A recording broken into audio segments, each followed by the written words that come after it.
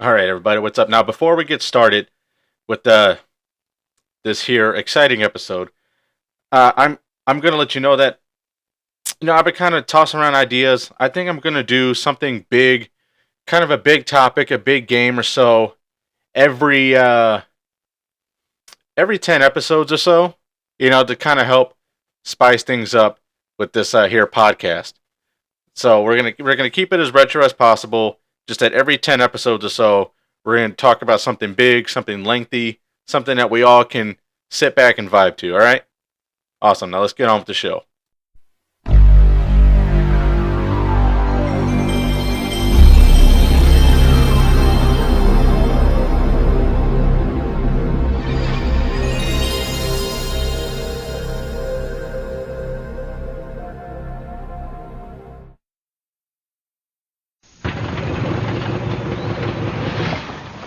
Hey, plumber boy, mustache man, your worst nightmare has arrived. Pack up your stuff. I got a little surprise for you here. Check it out. What do you think about that?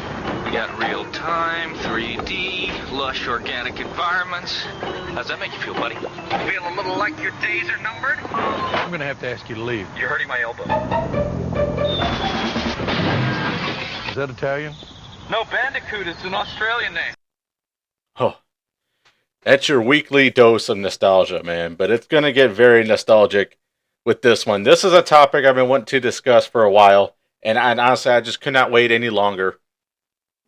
Welcome back to Memory Lane, and this week, our destination isn't a game, but it's meant to play games, and that is the Sony PlayStation, the PS1, the one that started it all, that put PlayStation on the pedestal of video gaming, and Sony.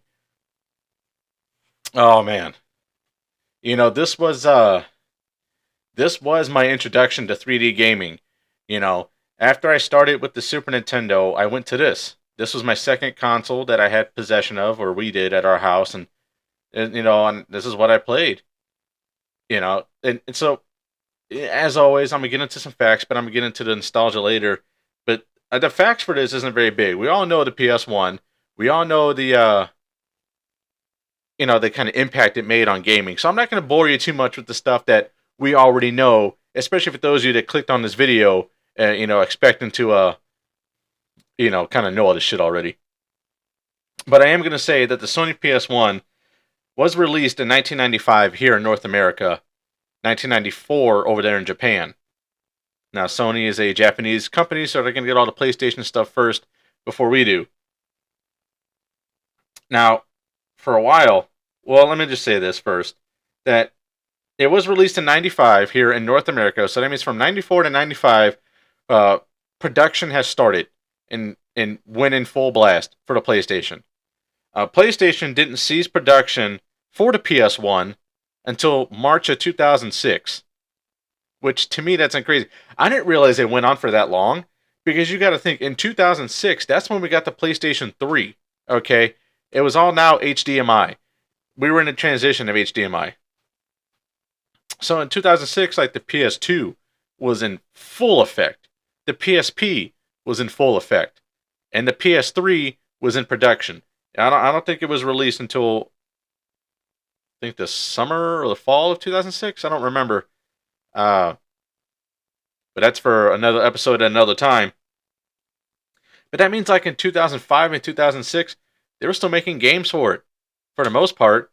But I guess that's kind of why they made the PS2 backwards compatible with the PS1. The PS2 was backwards compatible, but then again, they were still producing games for it, so shit, why not? Two birds, one stone it, Now, the PS1 was a lot of people's first CD player. If you didn't have a boombox or stereo or anything to play your CDs on at home, well, you had a PlayStation. It'll play CDs. So this was a lot of people's first CD player, as well as, well, probably their first gaming console, or second or third. This was probably a lot of people's first gaming console. This was up in competition with the Nintendo 64 and the Sega Saturn. Now, the Sega Saturn, that's going to get its own episode, but I'm going to say that's where Sega really tanked, man. It's a very collectible system, but it didn't sell well because they wanted to come out with the release date saying, hey, this is going to cost $399. No one's going to pay $400 for all that after they just had the damn Tower of Power with the Genesis and the Sega CD and the Sega 32X all smashed in together on one console as a bunch of attachments. You know, you could have just left it alone as its own thing. And then Nintendo 64, that was big. But here's what the PlayStation did that helped kind of get their leg over Nintendo, was that Nintendo, with the Nintendo 64, they stuck with cartridges. The PS1 were discs that hold a lot more data on them than the cartridges did. So let's get into just a little bit of the history. Not a lot, because we already know a lot of it, but I'm getting into like some of the big parts of the history between Nintendo and Sony. Now, these are two of Japan's biggest money makers when it comes to entertainment, whether it be video games, music, whatever it comes to, Sony. But Nintendo and PlayStation were once a team working together, okay?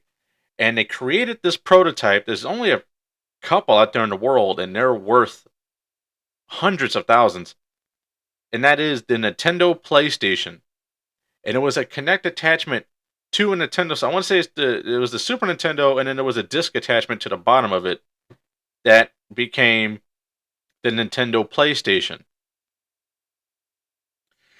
About at the last minute, Nintendo said, PlayStation, fuck off. We're going to work with Philips instead. And that's how we end up getting shit like the Philips, like the Philips 3DO and shit like that. It's the same company, same people. They do the same thing that Sony does. They also made other entertainment things like stuff, like VCRs and DVD players and music and whatnot. Nintendo went with them. Well, the PlayStation was, first of all, Nintendo just left them out in the rain. So Sony PlayStation said, you know what?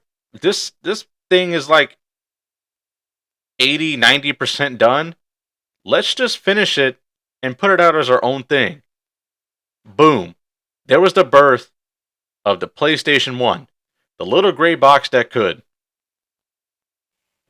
And guess what happened? Mr. Ken Kutaragi, think I'm saying your name right, bud? He's the guy who conceived the PlayStation 1. With that risk he took, and that shot in the dark with a production that started with another major company that was already in the rankings, in the money, in the millions when it comes to video gaming, he took his own thing and said, you know what, guys? This is ours. We're going to call it the Sony PlayStation, and we're going to sell it for $299 because Sega was stupid to price their shit at $400. And I think the Nintendo 64 was around that same price. It was between those two prices. 100,000 units were sold day one. The very first day the PlayStation 1 hit the shelves, a little over 100,000 units were sold. Within the first 6 months of PlayStation's release date, 2 million units have sold. 2 million units have sold. This is where Sony knew they struck gold. And as we know, they did. Look where they're at now. PlayStation has been the kings of video gaming really since the PS2. It was a really good neck-and-neck battle between the PlayStation and Nintendo 64. But once the PS2 hit the markets, oh, fuck it. They took off like a rocket. Of course, switching to disc and being a CD player really helped Sony. But they also brought a different look, okay? Let's talk about the controller. Who remembers the PlayStation controller? Okay, we all know what a PlayStation controller looks like now. But picture it without joysticks. It never had joysticks to the beginning. Later in the PlayStation's life, they put joysticks on the controller, and now we have something that we know as the DualShock. I think it's called DualSense now. But these, PS4 and PS5, they have touchscreens and shit on them. The other controllers didn't have that. Now the DualShock was born. Now you have the same controller, but with these extra add-ons. Now this was probably one of the first controllers you ever picked up where you have to use every finger on your hands, both your hands, to operate. With certain games, not all games required it, but some of them required those joysticks. Brought a whole new look, a whole new comfortability. This is where Sony was starting to get on top, because let's go back and reminisce about the Nintendo 64 controller and the big, bulky, three-legged tripod that fucking controller was. With the attachment on the back of it, you can put like the rumble pack or whatever, Or, let's talk about the fact that they still stuck with cartridges with no end labels. So for people, especially like me, who are collectors and have these loose games out and no end labels, we have to make our own custom end labels, custom cases, custom everything, if we don't have the original boxes for them. Now, see, back then, nobody thought about that because nobody cared. We just put the game in and played. Another thing that... now, see, the PlayStation had this too, but it wasn't as required as much as the Nintendo 64 was, because Nintendo 64 had a few games where you needed the expansion pack, which is an extra add-on that did not come with this system originally. You had to pay extra for it to get this little piece to stick into the top of your Nintendo 64, just in front of your cartridges, to play certain games like Donkey Kong 64, Perfect Dark.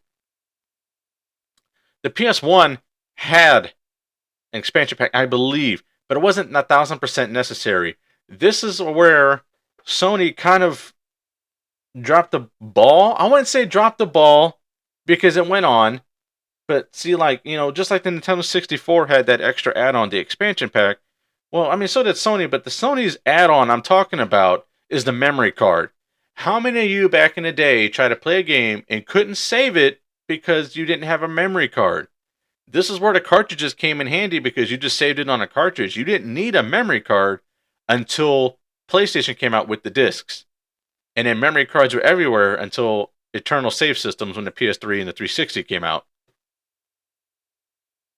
I guess the Xbox too, but Xbox also had their own, I'm talking about the original Xbox. They also had their own little memory cards you plugged into the back of the controller.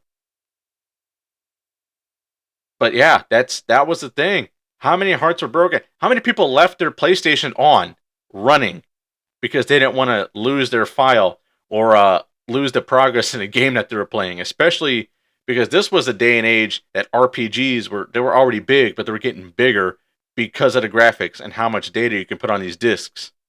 Like, they weren't fucking around when it comes to these games. And they certainly weren't fucking around about saving your data, because you turn that game off, you're back at square one, like you just bought the game and started from the beginning, Let's talk about some of the launch titles that came out on the PS1. So these were the games that were, at your availability to get to play as soon as you bought the system.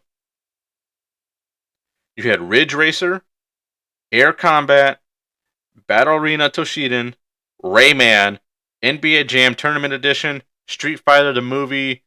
There was a few other ones too, but those are some of the bigger name titles that I know a lot of people had. Street Fighter the movie, the game, that's a little far-fetched. Wasn't that good of a game, but it's still Street Fighter. We all know Street Fighter, and we all remember the Street Fighter movie that came out in the 90s that was a little, well, anyway. And who remembers when a PlayStation came out and they had all these games and we're getting bigger, getting more titles, new IPs. We were seeing new faces we never seen before. And just in the beginning of this podcast that I played, that was the commercial that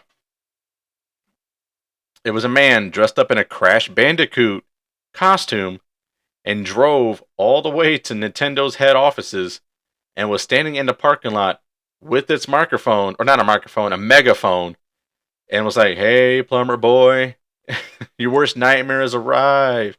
Like, it's just that commercial. Who remembers seeing that on the TV back in the day? As well as all the other ones promoting the games and shit. But the fact that, it was also, like I said, a CD player. And I'm going to stress that because, it did more to just play games. It's Sony. This is an entertainment company. They're known for this stuff, they're known for entertainment. They're not just video games. They're not a brand new face. They are in the video game industry, but not in the entertainment industry. Okay, Sony's they got their name around and it's still around, just as well known today. It's a household name. So you can play CDs, so it was good. It was good at parties. Sure, it was 2 players, but you can get a multi-tap. Now there's another, this is where Sony, in my opinion, this is where Sony kind of fucked up. Because they obviously didn't learn, because it did it on the PS2 as well. You needed a multi-tap if you wanted more than 2 people to play a game. And there was a lot of games that you could play on, like sports games, wrestling, stuff like that. Now, it wasn't a ton, but there was still, like, if it's a party game. If you want as much people to have as fun as possible, you're going to need more than just a couple people at a time, But like I said, also play CDs. Pop a CD in, turn the TV up, boom. Now you got music for the party, So it was cool how Sony thought about that. They just didn't think, okay, well, this is a video game. No. We're going to do other shit with it. It's taking discs. The type of discs that they're on are CD-ROMs, which is why the back of the PlayStation 1 discs are black. Sony purposely had the back of their disc separate colored to kind of tell you what kind of a disc it was. So PlayStation 1, the back of the disc, it was black because it was a CD-ROM. PS2 had 2 different color discs. You had the normal color disc that we're used to, that goldish, silver, chrome color, you want to call it. And then they had a blue color. This is where it was different. I think the blue color was a CD. So it was just a basic game. That's all it was. Not a whole lot of power, not a whole lot of data on that one compared to the chrome color discs or whatever. Those were DVDs. Those kind of held a little bit more, but that's how you would tell the difference in, like, what kind of CD you have in your hand, So this is this is why Sony had the disc black. This is like, okay, well, this is CD-ROM. It's going to play a game. It's going to have music on it. And this thing's going to be able to play music as well. We're going to put the technology in here because we're an entertainment company, and we're going to make sure these people have good entertainment. They can sit back and vibe to some music, or they can have a controller in their hand and just blow hours away on some of these games that we have out for this system. And I'm just going to get into the games. This is probably the part everyone's waiting on. It's the part I was waiting on. So let's just talk about some of the games, some of the franchises, some of the IPs that were able to continue onto the PlayStation 1, and them having discs really helped that. Let's just start off with the heavy hitter, Final Fantasy. Okay, some of these franchises were able to continue their lifespan through the PlayStation 1. Final Fantasy was one of them because they had discs. Okay, I have Final Fantasy 7. I think that was Final Fantasy 7 was the first Final Fantasy game to release for this generation. This is the 5th generation, by the way. And it came out on the Sony, and it's only on the Sony PlayStation, and it's 3 discs. It is a 3-disc game. It is a big fucking game. These RPGs weren't bullshitting, especially back then. Especially now, they're still kind of long, but like they can fit it all into 1 disc, maybe 2. But this was 3 discs. This was big back in the day. You could not fit all that onto a Nintendo cartridge, especially the Nintendo 64 cartridge. Okay, those are fat and bulky and rounded and all that stuff. You're not going to put 3 cartridges in 1 box and sell it off. Which I don't even think you can fit Final Fantasy 7 on 3 cartridges. You mean like 8, 10. Like, it's a big game, okay? Especially if you want to 100% it. But that's just one of the many games, many franchises that was able to carry on their lifespan due to Sony going with discs. I'm going to name a few more. Let's see if you remember these ones. Metal Gear. And the game that came out was Metal Gear Solid. Mega Man with Mega Man Legends. Contra with Contra Legacy of War. And of course, sports games. Okay, Madden, NHL, sports games, basketball, baseball. Those were on those systems as well. But, with the updated graphics, they were even more fun to play. especially with the new controller, the new design. These sports games played amazing. I remember playing hockey. You know, I'm a big hockey head. So I remember playing NHL 2000, I think it was, on the PS1, and I loved it. Oh man, I loved it. Castlevania. Well, like Castlevania Symphony of the Night. Okay, these were all big titles that helped made the name Nintendo. Okay, but Nintendo stuck with cartridges.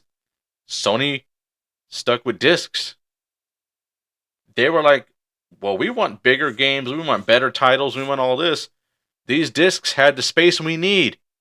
These cartridges do not. So Nintendo's biggest names like Metal Gear and Final Fantasy and Mega Man. Of course, there was Mega Man on 64, but I think there was only a couple compared to the few that were on the PlayStation 1. PlayStation 1 had more Mega Man games, I believe. And Castlevania. I don't remember if there was a Castlevania on the 64 or not, but I know for a fact there was more than one on the PS1. There was also arcade classics. What I mean by that is I have a few of these compilation games, like Arcade Classics or Volume 1 or Midway Classics Volume 2 or whatever, stuff like that. You pop it in, there's like 4 to 6 games on the disc, and it's like Dig Dug and Pac-Man and Frogger. So stuff like that. You know, of course, these arcade games are never going to die, especially ones like Pac-Man. But there was also like they had their own standalone games. Like there's Q*bert, there's Space Invaders, there's Galaga, there's Asteroids. You know, I think Defender is on there as well. I know Defender's on the PS2, but I can't remember if it's on the PS1. But these arcade classics with these, you know, especially the standalone ones with some of the modern graphics, yeah, it's, you know, they carried on. Bubsy. I can't remember if Bubsy was on the 64, but I know it was on the PS1. And it started on the Super Nintendo, I believe. I don't remember starting it on the NES, but I do know there was a Bubsy on the Super Nintendo. Mortal Kombat. Mortal Kombat in 3D now. Now the game was changing because if Nintendo didn't want blood because it's a kid-friendly system on their classic Mortal Kombat games, the Sega Genesis did, but with a code. PlayStation didn't need that. Now it's Mortal Kombat in 3D. With Mortal Kombat 4, Mortal Kombat Trilogy, which is not really 3D, but, you know. But there was other Mortal Kombat games that didn't kind of stand the test of time, like Mortal Kombat Special Forces.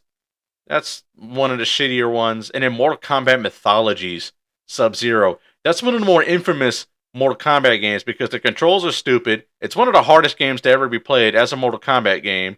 If you want to see gameplay of it, go to, like, I know, like, Dash EXP played it, and I know the Angry Video Game Nerd played it as well. Tetris. I'm sure there was Tetris on the 64, but I know there was a few Tetris games on the PS1. You know, Tetris started on the NES. Tetris is what made the Nintendo Game Boy. That was one of the highest selling games on the Game Boy, if not the highest selling game on the Game Boy. Need for Speed. Now, for what I understand, Need for Speed started before the PS1. I think Need for Speed started on PC, maybe, or the Sega. I can't remember where. Well, I should have wrote that down, but I know Need for Speed didn't get its original start on the PS1, but it had it on the PS1 and it fucking blew up from there. Look at all the Need for Speed games that are out there now.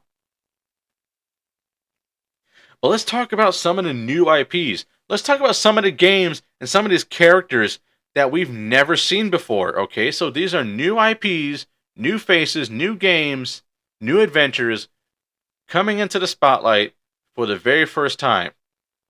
As I mentioned already, Crash Bandicoot. Crash Bandicoot was the face of Sony until PlayStation 2. Then all of a sudden it was on the GameCube, the Game Boy, the Xbox. So much for that. But like, it was Crash Bandicoot, man. Like the commercial I played for you earlier, that was Crash Bandicoot. There was other Crash Bandicoot commercials where the guy was in that Crash Bandicoot fucking costume, which was the goofiest looking costume ever. It was literally just Crash Bandicoot, the way he looks in the game, but it's oversized. And the thing is, like, where your face goes is the teeth. So if you look closely at the Crash Bandicoot costume, it's a big circle cut out of Crash Bandicoot's teeth, and that's where your face is gonna go if you're wearing that costume. It's the dumbest shit. That's kind of one of the big talks of that costume. It's like how he looks. You look fucking stupid, like just Crash Bandicoot with a face in his teeth. Spyro the Dragon. I used to love Spyro the Dragon as a kid. That little purple dragon with that touch of comedy relief, saving the other dragons, collecting all these different colored gems, ramming sheep and frogs and burning them and stuff, flying through the air. Oh, that was one of my first brain rots that I would consider a brain rot, I love that game so much. That was a game my mother and I used to play a lot back in the day when I was a kid and shit. Like if you go back to the Mother's Day episode, I talk about that. But once again, Spyro was once a PlayStation exclusive until the next generation. All of a sudden, it's on the GameCube and the Game Boy. It's like, okay, again, so much for that. I don't know if it was on the Xbox. I don't remember that. This game here, this was the best-selling game on the PlayStation 1. Still to this day, it's still the top-selling game on the PS1. Gran Turismo. Gran Turismo 1 and 2 came out on the PS1. One of the best real-life racing games. I call it real-life because it's not really arcadey, and it uses like real cars and stuff. Came out on the PlayStation 1. It started there, and it started on that system. And it was a console exclusive. I don't know if it still is. I think you can get Gran Turismo on other consoles now. But so far, I believe it was only on the PlayStation at this time. Parappa the Rapper. Who remembers that rapping dog? I personally never played that one. It's on my list. I want it for my collection because I do want to play that. But yeah, there was also Parappa the Rapper 2, and I don't know if there's a 3. I think they might bring back for a 3. But yeah, Parappa the Rapper. Grand Theft Auto. GTA started on the PS1 with the top down, you know what I'm saying? GTA 1, GTA 2, and then GTA the London Mission Pack. So there's 3 GTA games on the first PlayStation. I think the only time where Nintendo had GTA on it back then was on the Game Boy Advance. I don't remember if it was on the Game Boy Color, but I know for a fact it was on the Game Boy Advance, and it was the first Grand Theft Auto, okay, because it had the graphic ability to be on that system.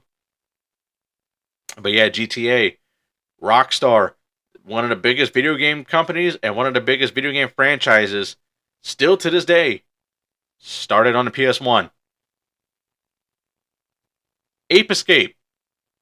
Ape Escape started on PlayStation. I don't, I haven't quite done research on this, but I don't remember if it's on like the Nintendo or Xbox. I know Ape Escape stayed on the PlayStation throughout the PS2. But Ape Escape, now this was I was getting at earlier, that Ape Escape is required to have those joysticks. So if you had this game, but your controller is a non-DualShock, so you just have a controller without joysticks, with no joysticks, well, you're screwed because you can't play the game. You need those joysticks to do that. I believe those joysticks are your inventory controls. From what I personally never played it, but from what I heard, you need the joysticks to do your inventory and some other actions.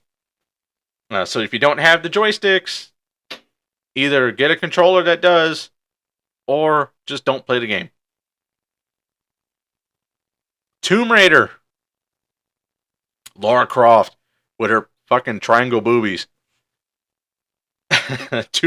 Tomb Raider started on the PS1. It's on everything now. But yeah, Lara Croft, Tomb Raider, it all started on PS1. Medieval. I believe that's an RPG. Medieval 1 and 2. I think they're RPGs. I'm not too sure. I personally never played it. I personally never played Medieval, but I know it's a game that people bring up a lot when they talk about the PS1. So I do want to kind of give it its attention here. Oh man, the Driver games. Driver 1 and Driver 2 started. Driver started on the PS1. That's on everything now with all the other games that came out since then. But Driver 1, I don't remember playing it as a kid. I remember playing a lot of Driver 2. I loved it. That was my GTA back in the day because I never had GTA, but I had Driver 2. That's a 2-disc game, by the way. Driver 2. So it's a big one. But Driver 1 was just a 1-disc. And I think Driver 1, its most infamous thing that people talk about was how hard the tutorial was. That a lot of people spent so much time trying to get past the tutorial part of that just to get into the actual game itself.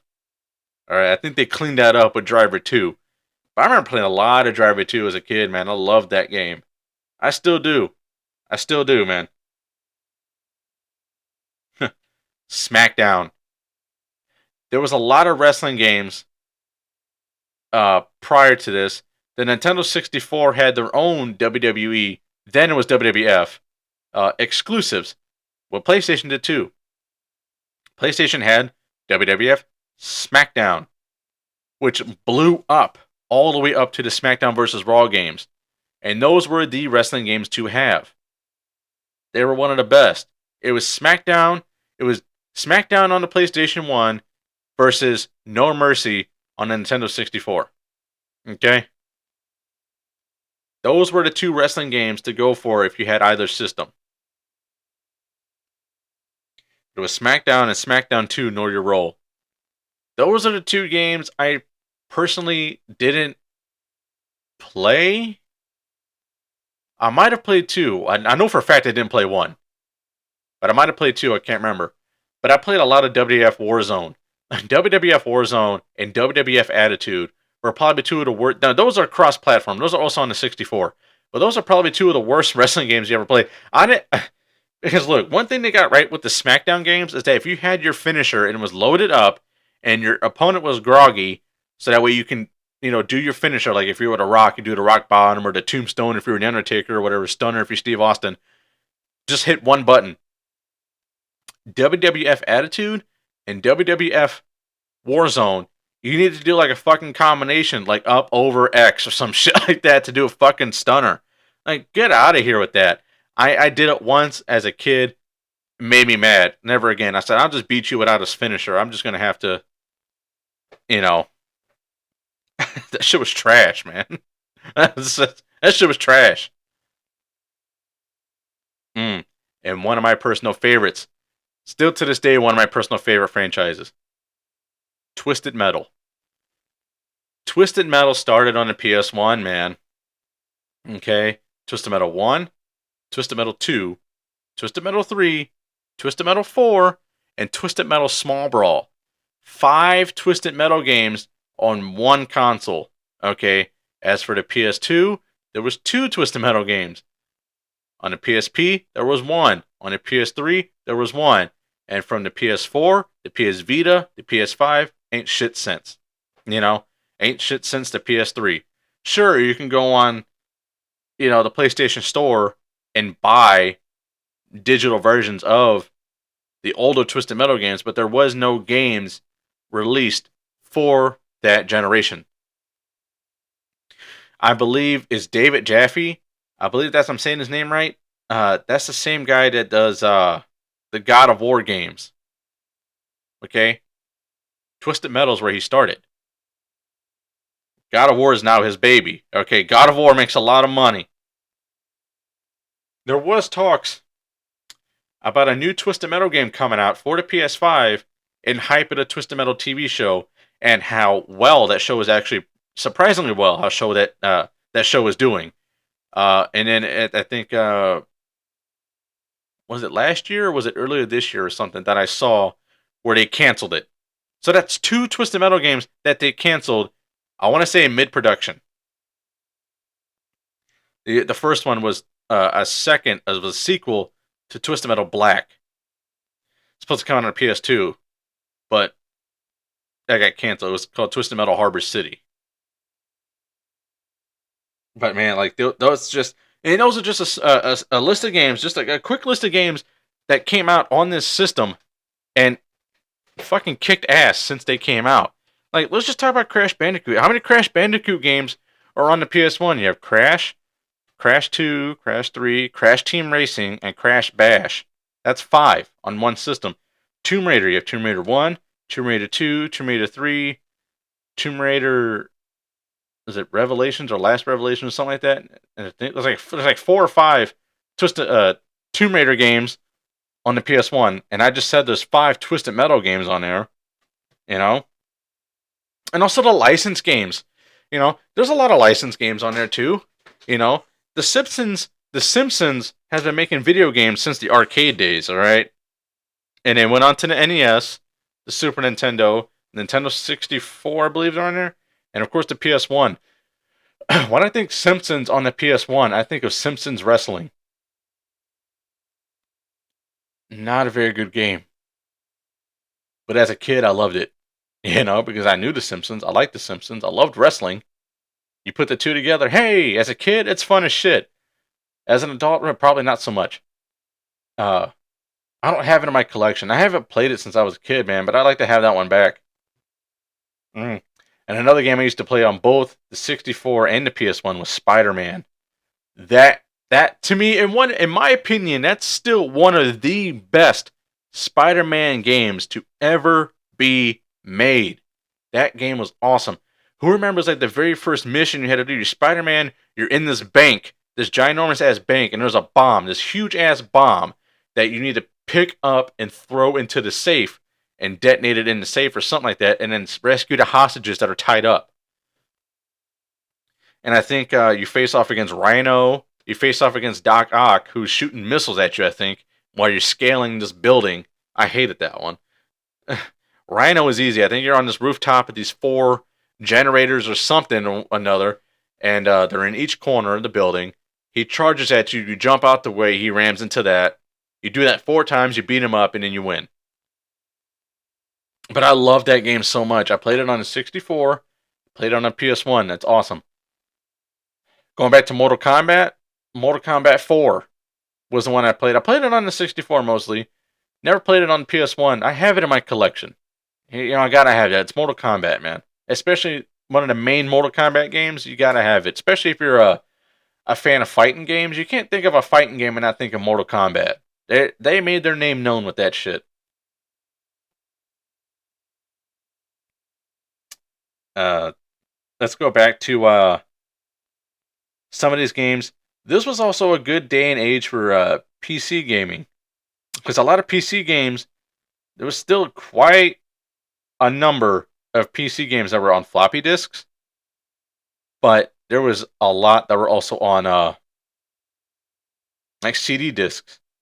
And a lot of those, if not all of them, also came out on the PS1. So like Monopoly and Scrabble and the Game of Life. Oh my god, I love the Game of Life. I played it. I remember being a kid. My grandmother had it because there were Hasbro games, and it came in cereal boxes as prizes. And my grandmother had a gang of them, and she loved cereal. And I remember being at my grandmother's house, playing the hell out of the Game of Life because I loved it. It was fun. It's addicting. It still is. Oh man, me and my girl played it every once in a while. I still love to go back and play it because I have it on PS1. It's the exact same game, just on a different system.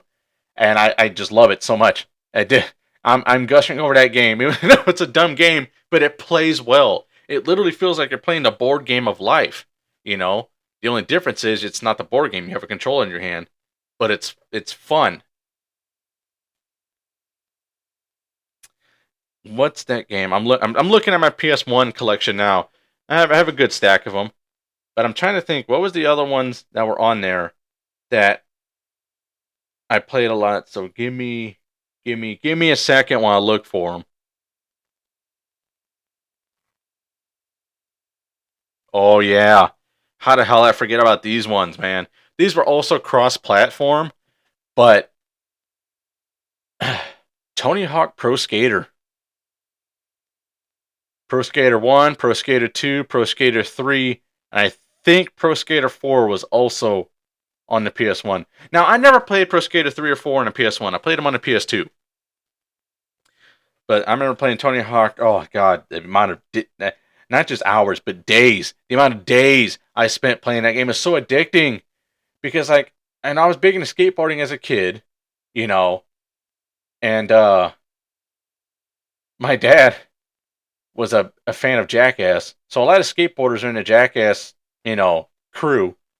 It's Bam Margera. He's the biggest name in that crew because he started with skateboarding. And he was in those games. I was like, oh man, I know that guy. I know that name. And of course, Tony Hawk. Man, that was cool, because that was kind of in my introduction to like, oh wow, there's actually a lot more pro skateboarders than I realized. I just love skateboarding since then, man. And speaking of skateboarding, like, what about these two games I have here? I have 2 Extreme and 3 Extreme. It wasn't just skateboarding; it was other stuff. There was like, I think it was biking, snowboarding, of course, skating. Like, those were cool. I played those games a lot, and oh man, Resident Evil. Resident Evil was also on Nintendo 64. I never played either of them. I know, never played either of them. It's funny. My parents tried to keep me away from horror, but here I was at fucking 4 years old and 5 years old watching Nightmare on Elm Street and shit. So much for that, I guess. Never played Resident Evil, but we all know that iconic scene in the first Resident Evil with the bad camera angles and the tank controls and whatnot, going down that corridor and those demonic dogs jumping through the windows, chasing you through that corridor. And in Resident Evil 2, probably one of the best Resident Evil games ever to be made. And in Resident Evil 3, Resident Evil 3 Nemesis, probably one of the shortest Resident Evil games ever made. But, that holy trinity of Resident Evil games, a lot of people talk about to this day, and they were remade on the PS4 and I think the PS5 as well. There's a reason for that, But it all started with that generation. Whether you played it first on the 64 or on the PS1, it's where it started. And to this day, Resident Evil has merchandise and movies and soundtracks and just many other games to this day. And speaking of that, Silent Hill. Silent Hill started on the PS1. That was huge too. And Silent Hill and Pyramid Head, which I don't remember if Pyramid Head was in the first one. I know it was in the second. Everybody talks about the second one. Never played Silent Hill as well. Probably for the same reason I never played Resident Evil. Trust me, they're on my list. I don't own them because I would love to have the original versions of both the original Silent Hills and the original Resident Evils. But good God, those fucking games are expensive. I do have the Sony. Let's get into this right now. So those are just some of the games that a lot of us played. And if you do want to get your hands on some of these games, some of them are a little pricey. However, there is a cheaper way to do that, and that is, well, of course, go online to like the PlayStation Store or whatnot. But the Sony PlayStation Classic Mini. Now, Nintendo made one for the NES and the Super Nintendo. Then Sega made one for the Sega Genesis, called the Sega Genesis Classic Mini. Sony decided to stick their feet in the water with the Sony PlayStation Classic Mini. A lot of people hated it. Hated it for 2 reasons. One, there's no DualShock. Okay, it's the very first controller that came out with the system. They didn't make DualShocks. And 2, there wasn't a huge selection of games, and the selection of games that were on it weren't the best. Mostly for a licensing reason. A lot of people were pissed off that the first Twisted Metal's on there, but not Twisted Metal 2. Let me kind of get y'all a little something on this. Licensing, a whole lot of people don't want to pay for that. They already paid for it once. Twisted Metal 2, Rob Zombie had his fingerprints on it. Some of his music is in there. I think at the time it was White Zombie, but still.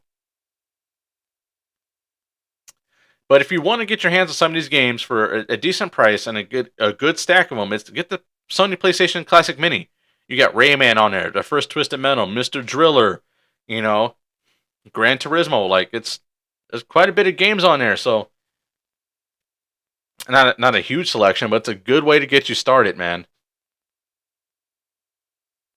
And I just love that the PlayStation 1 was so impactful to the point where even the PS3 is backwards compatible with the PlayStation 1. Now, there is only one model, one version of the PS3 that is backwards compatible with both PS1 and PS2.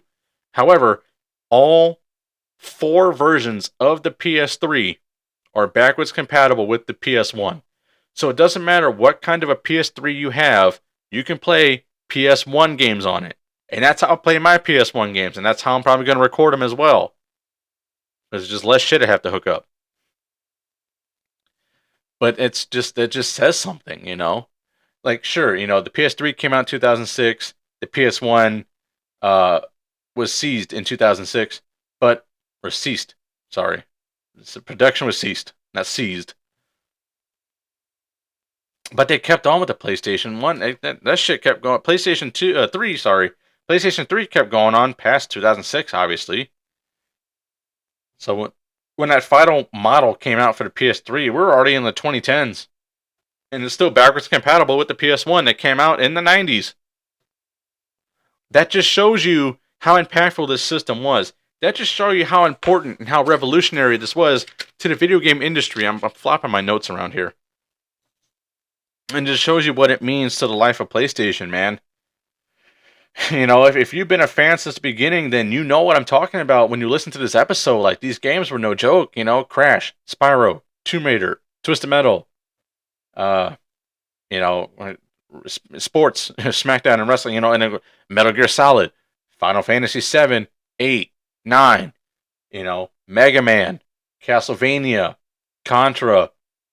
It just goes on, you know, and there's other games too, man, like Siphon Filter, you know, uh, Resident Evil, Tony Hawk. I think Matt Hoffman was also on there for you BMXers. You know, there was just in the arcade classics as well, and it played CDs, man. You know, like Sony really knew what the hell they were doing. Now they don't because they want to stop producing discs. You know, it's a money thing. It's always been a fucking money thing. The hell with us people. But like, man, they like from the 90s up until now, they really knew what they were doing. I have my PS5 sitting right here in front of me because I was playing it earlier. And this thing is fucking beautiful, man. I love it. I love my PS4. I love the PS3. I love the PS2. That is my system. That is my jam, the PS2. That is going to be a different video, probably a video episode at a different time, probably longer than this one's going to be, because the PS2 is what made me a gamer. Now, I said in the beginning of this video, I started on the Super Nintendo. Now, the Super Nintendo popped my video game cherry,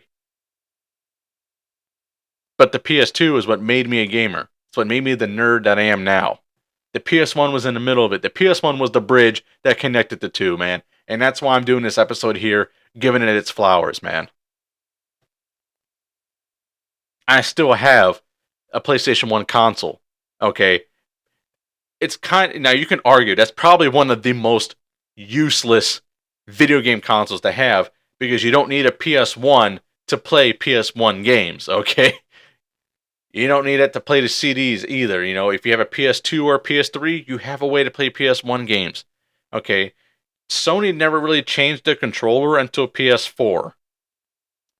So that's 3 generations of the exact same controller. It's just, it was wireless once the PS3 came. But that iconic startup sound that I played in the very beginning, and I'm going to play it again at the end too because I just love it. That's one of the most nostalgic sounds you can ever hear if you're growing up with stuff like this back in the day. But I'm done rambling. I gave the PS1 so many flowers, and I'm going to continue to give it flowers, man. Because without the PS1, we wouldn't have the PS2, and without the PS2, you wouldn't have me. So,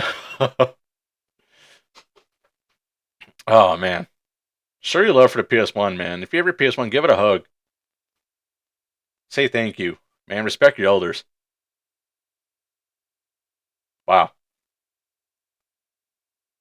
I'm gonna go ahead and do my plugs. Then I'm going to play that start sound one more time. And I'm going to cap it off for this week's episode. Thanks, everybody, for listening. As always, getting closer to 300 downloads, man. I love that. Let's keep that up. I love the fact that you guys are... Now, when I say 300 downloads, I'm specifically talking about Spotify. Now, I know Apple Podcast, I get a lot more love over there. Because I get emails about that. And then I get some love on YouTube as well. But I'm 300 downloads on Spotify, or close to 300 downloads on Spotify, that's pretty cool. That's number 2 right now. I surpassed 100 subscribers on my YouTube. That's awesome. Keep it up, man. Show me some love over there. I love doing YouTube, man. It's a fun hobby of mine. This is all a fun hobby of mine. Fun hobby of ours. YouTube, where I do Let's Plays over there. I just did a playthrough of Super Mario Kart, Batman Arkham Asylum, SmackDown Here Comes the Pain, Super Mario World. Ugh. Love it. And of course, the podcast is on there as well. Go ahead and follow my socials, Facebook, Instagram, at Kevin Go Gaming, and go follow my Reddit. There's a subreddit, r/Gaming Memory Lane. All my sources have the same profile picture, so you know at the right place. And until next week, I'm out.